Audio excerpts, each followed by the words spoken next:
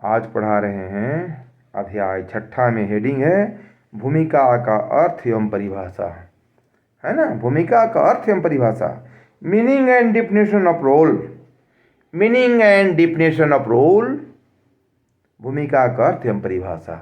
Definition exam में आएगा, भूमिका का अर्थ से क्या समझते हैं, अथवा भूमिका का अर्थ एवं परिभाषा लिखिए, अथवा भूमिका का अर्थ एवं परिभाषा से क्या समझते हैं, क्या अर्थ है। आपको आंसर एक होगा, घबराना नहीं है, जो पूछेगा वही देना है। यानी अर्थ पूछ रहा है, परिभाषा डिफिनेशन पूछ रहा है, आपको सोच समझ के अच्छा से लिखना है। समझ रहे हैं।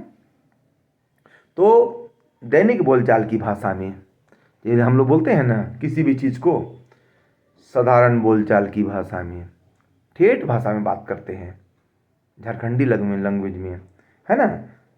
साधारण बोलचाल की भाषा में हम भूमिका शब्द का उपयोग किसी फिल्म या नाटक में एक अभिनेता द्वारा पूरी की जाने वाली भूमिका के लिए करते हैं। बात समझ रहे हैं। साधारण बोलचाल की भाषा में हम भूमिका शब्द का उपयोग किसी फिल्म या नाटक में एक अभिनेता द्वारा पूरी की जाने वाली भूमिका के लिए करते हैं। रोल करते हैं। क्या करते हैं? रोल करते हैं, भूमिका अदा करते हैं, है ना। जब हम किसी नायक या नायिका की भूमिका के बारे में बात करते हैं तो यह भी आशा करते हैं कि उसकी वेशभूषा और बोलने का ढंग भी उसकी भूमिका के अनुरूप ही होना चाहिए। बोलने का शैली उनको उनके अनुरूप ही, भूमिका के अनुरूप ही होनी चाहिए। हम अपने में कल्पना करते हैं कि उसकी वेशभूषा और बोलने का ढंग भी उसकी भूमिका के अनुरूप ही होनी चाहिए। यदि कोई नायक या नायिका, अभिनेता अपनी भूमिका को सफलतापूर्वक निभाता है तो हम उसकी प्रशंसा करते हैं। समाजशास्त्र में भूमिका एक विशेष अवधारणा है जिसका संबंध एक विशेष परिस्थिति वाले व्यक्ति के अधिकारी और कर्तव्यों के निर्वाह से होता है। भूमिका की अवधारणा सबसे पहले राल्फ लिंटन कौन है? एक समाजशास्त्री हैं। राल्फ लिंटन ने 1936 में अपनी पुस्तक द स्टडी ऑफ मैन में प्रस्तुत की। उन्होंने बताया कि सामाजिक जीवन के विभिन्न क्षेत्रों में विभिन्न व्यक्तियों का अपना अपना एक अलग स्थान होता है। किसी व्यक्ति का सामाजिक जीवन में एक अलग अलग क्या होता है? स्थान होता है। हर कोई का होता है, आप ही जानते हैं जिसको। उदाहरण के लिए एक व्यक्ति का स्थान परिवार में एक पिता, पुत्र अथवा भाई या हो सकता है। ऑफिस में वही व्यक्ति एक अधिकारी या सामान्य कर्मचारी हो सकता है।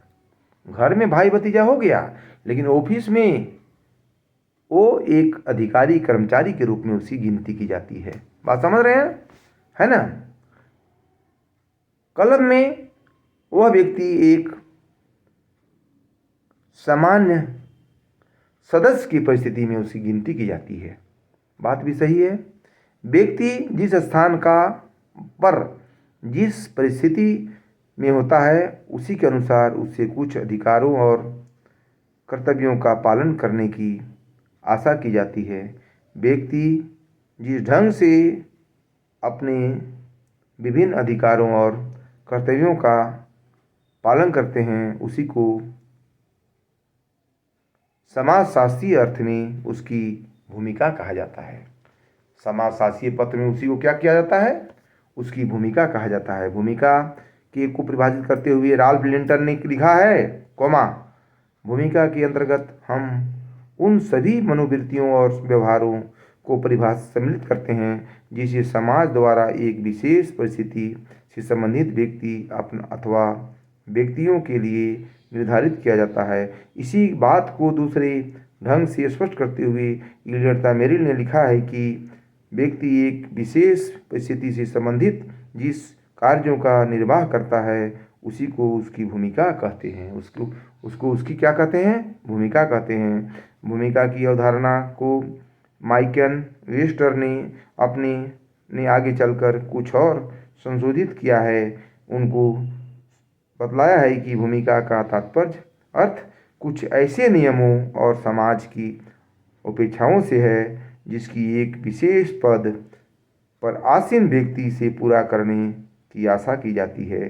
केंटन ने नियमों और अपेक्षाओं में भेद होते हुए यह स्पष्ट लिखा है कि प्रत्येक परिस्थिति में संबंधित कुछ नियम ऐसे होते हैं जिनका पालन करना व्यक्ति के लिए आवश्यक होता है। दूसरी ओर समाज की अपेक्षाएं उन व्यवहारों को स्पष्ट करती है जिनको पूरा करने की व्यक्ति से आशा की जाती है। उदाहरण के लिए, यदि कोई व्यक्ति किसी कार्यालय में एक अधिकारी की परिस्थिति में हो तो उसे कुछ निश्चित नियमों के अनुसार काम करना आवश्यक होता है।